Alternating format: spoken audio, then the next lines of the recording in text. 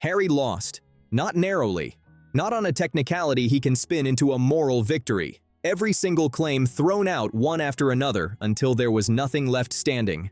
An extraordinary courtroom verdict. Prince Harry has lost his £50 million case against the Daily Mail, but today, as he arrives for a speech at Chatham House, the moment this devastating verdict is announced, I can tell you, he has also lost his reputation. He stood at a podium in London this afternoon with nobody beside him. No wife, no family, just a single sheet of paper and a voice that kept catching on him. 90 minutes earlier, a judge sitting just a short distance away had finished handing him the worst afternoon of his entire public life. The privacy case against the publisher of the Daily Mail, the one he built his entire post-royal identity around, the one he swore for years in interview after interview that he was going to win against everyone who doubted him, gone in a single ruling. And the woman he stood in a witness box back in January and cried over, the one whose suffering he blamed on the press, was 5,000 miles away behind the gates of a house in California. She had made it very clear, days and even weeks before today's verdict, that she was simply not getting on a plane for this, no matter what the outcome turned out to be. So he stood there entirely on his own and read a few careful lines about veterans, chin up, jaw tight, doing his best to hold it together, and people who were actually in that room said his voice was audibly shaking while the entire watching world saw the wheels come off in real time, live, with nowhere to hide from it. It's quite possible that the Daily Mail could now seek revenge on Harry and go after him for more millions because they've been dragged through the mud on this one. And here is the question nobody said out loud in that room but that everyone was thinking and is probably still thinking tonight, hours later. If this fight was supposedly for her all along, if that is the story we were told repeatedly for years, then where exactly, on today of all days, was she? Sit with that. This is not just a court result. This is the day the great Sussex love story quietly cracked straight down the middle in front of everyone. We are going to walk through exactly what that judge said, exactly what this entire disaster is going to end up costing the two of them financially, and exactly why the silence coming out of Montecito tonight might turn out to be the loudest sound in this whole saga. I can legally say Prince Harry, a known liar. Or, if I was kind, Prince Harry, a known serial memory variant. Not only Prince Harry personally, but also now the Invictus Games are in serious financial trouble. Let's go through what actually happened today, step by step, because the headlines have been strangely gentle about the true scale of it, almost as if nobody wants to say plainly just how badly this went. This was not, by any honest or fair reading of what happened in that courtroom, a close result in any sense of the word. The judge worked through the claims one by one, and there were dozens upon dozens of them, stretching back years, and dismissed the entire lot without leaving a single one standing. Harry and 6 other well-known claimants had accused the publisher of the Daily Mail of the darkest kind of intrusion there is. Tapped phones, bugged homes, private lives pried open by hired investigators working in the shadows. Grave accusations built up over years of preparation, and the judge's answer, in essentially plain kitchen table language, was that none of it had been proven. Suspicion, he said, is not the same thing as evidence. He looked the newspaper's journalists in the eye, listened to how they explained getting their stories, and believed them. Not Harry, them. Sit with that for a moment. For a man who has spent years, in interview after interview, telling anyone who would listen that the British press operates like a criminal enterprise, that it hacked and hunted and hounded him without a shred of consequence for far too long. He took them to court. He raised his hand and swore an oath.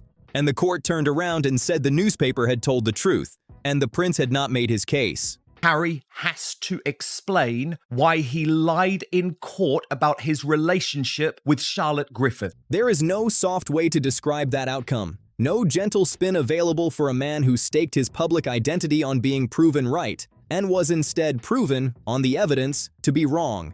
If you appreciate this channel actually walking through what happened in detail rather than just repeating the headline version everyone else is running, the like button costs you nothing and it genuinely helps this channel keep doing exactly that. He did not go down alone, either.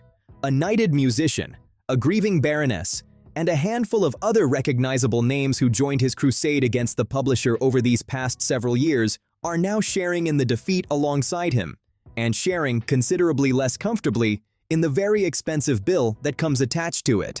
That is going to sting in a lot of expensive living rooms tonight, People who signed on to what they believed was a winnable fight and are instead waking up to a legal invoice. And there was one final twist to the day, delivered not by a critic or a commentator, but by the newspaper's own former editor, reminding the world of something Harry would very much rather everyone forgot entirely, that Diana had liked the mail. This man lied in court. He committed perjury. And he can sue me if he wants. King Charles must now strip his titles. This case, this verdict was make or break for the Duke of Delusion, and it is over. It had genuinely been her paper, in the specific sense that it had taken her side during the very hardest days of her marriage, back when very few institutions in Britain were willing to do that for her. So here is her son, waging a very public, years-long campaign against the one title his mother actually trusted, and losing it in the most publicly humiliating way available to him. Had Diana been watching this afternoon from wherever she is, it is genuinely hard to say whether she would have laughed at the irony of it or wept for her son standing alone at that podium. This is the first fight of this specific kind that he has lost outright. And that fact alone matters enormously because of the pattern it breaks in how his entire legal campaign has been publicly framed and celebrated for years. He had beaten one publisher before in an earlier case.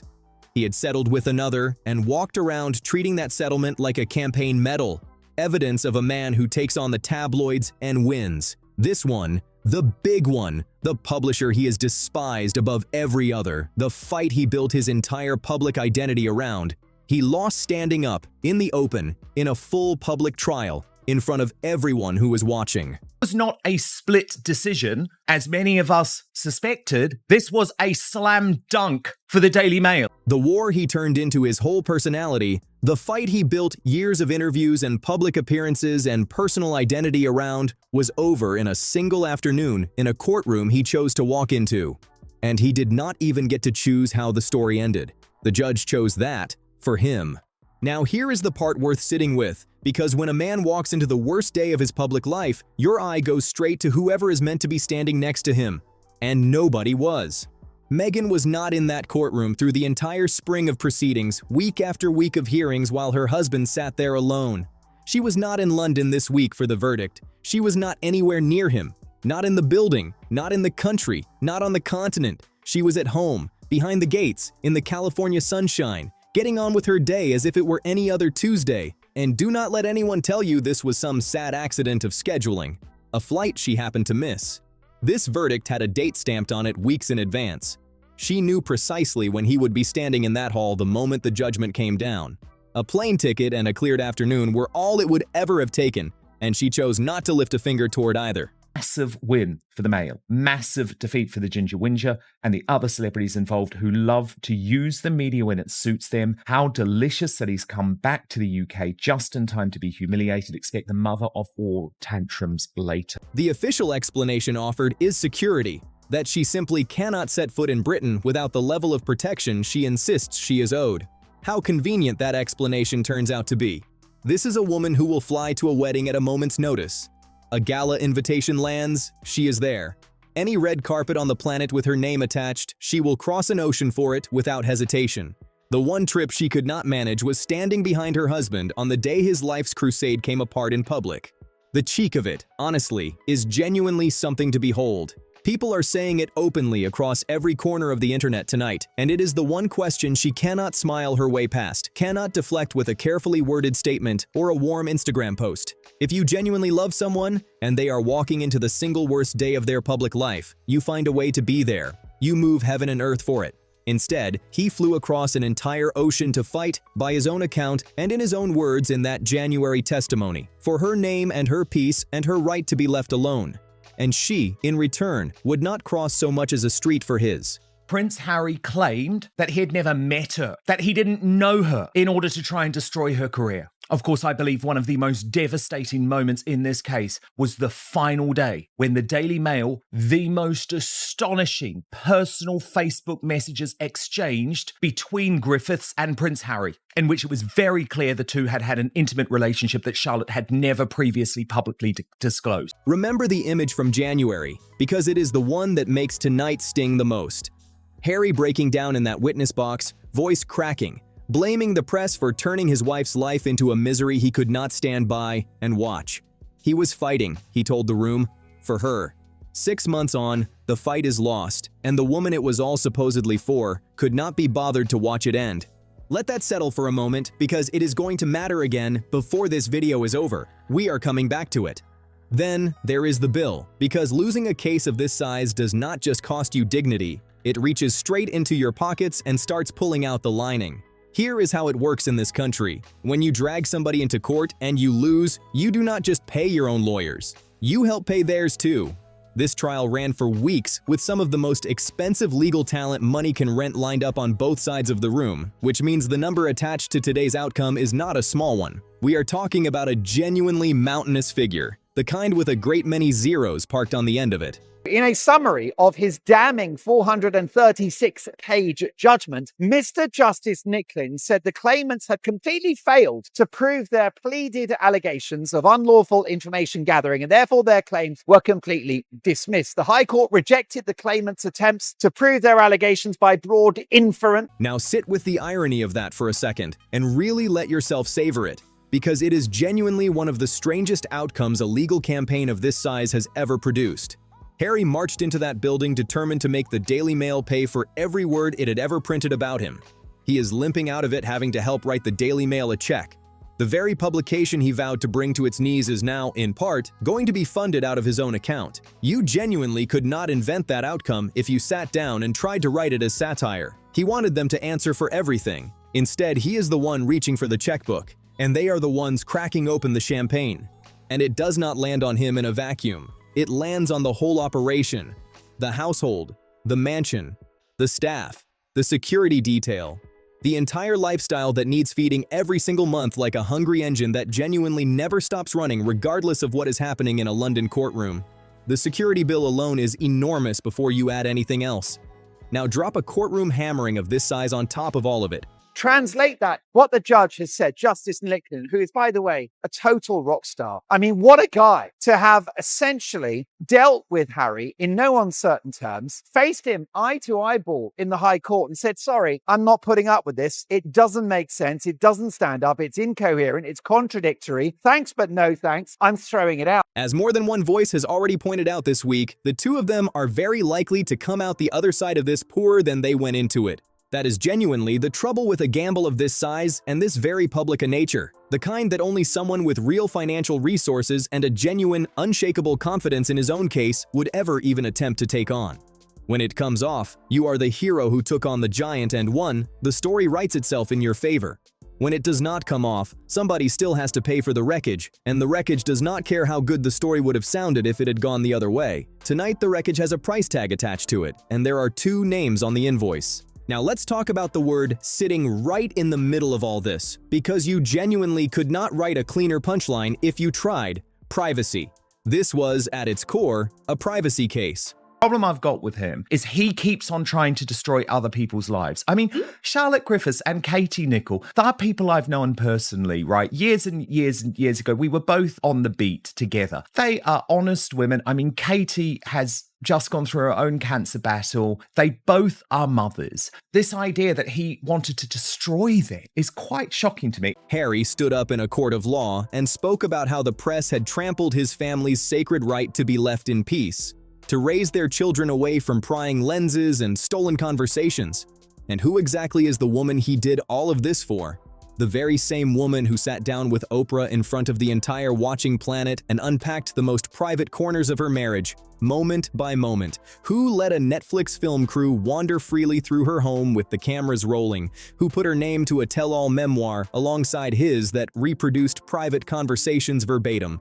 Who now fronts a glossy lifestyle show where the lens trails her round her own kitchen, arranging flowers and plating biscuits for an audience of millions? Fighting a privacy war with that specific woman standing right next to you, given everything she has chosen to make public about her own life, is like calling the emergency services to a bonfire that you built with your own 2 hands, struck the match on yourself, in your own back garden, entirely and deliberately on purpose. The whole grand campaign against media intrusion and the biggest camera pointed at his entire life turned out to be the one he married, which brings us gently to the whisper that will not lie down and go quiet tonight.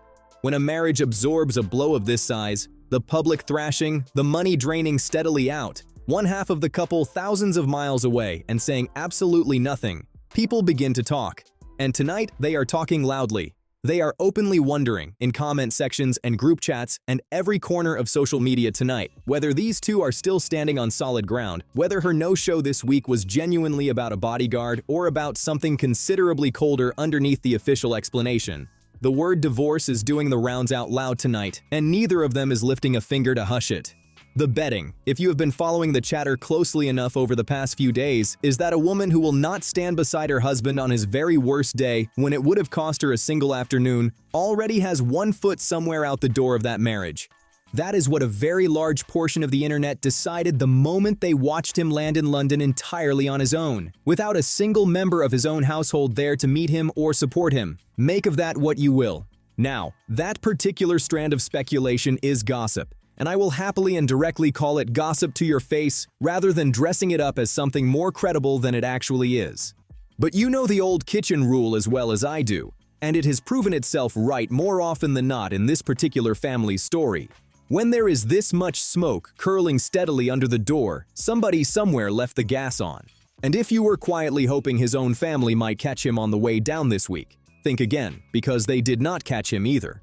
Harry had come to London hoping for exactly two things out of this whole trip: a win in that courtroom, and somewhere alongside it, a warm word from his own father. He got neither. The palace door, which had reportedly cracked open just slightly a few weeks earlier, was quietly and firmly shut again.